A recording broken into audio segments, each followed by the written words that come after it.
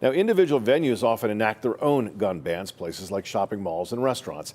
As Fox 43's Harry Lee explains, it's difficult to enforce those no gun signs. This no gun sign outside Park City Center didn't stop a shooting from happening on October 17th. And it turns out it's not even enforceable. That is a policy only. It does not trump the law in this. So any civilian that can legally possess a firearm has a license to carry is not violating a criminal law by being in the mall with a weapon. State law says even with a permit, you can't carry a gun in places like schools, courts, and prisons.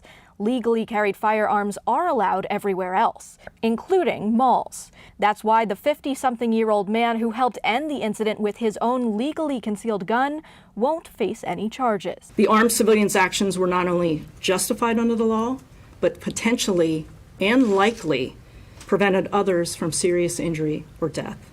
So where does that leave private businesses that don't want guns on their premises? You can understand why these big venues, they don't want people carrying guns.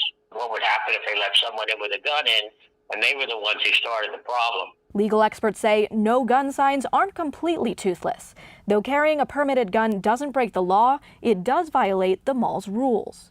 They have a right to make their internal rules that you cannot bring any kind of firearm into their establishment. That means the mall could have kicked the gun carrier out and pursued trespassing charges.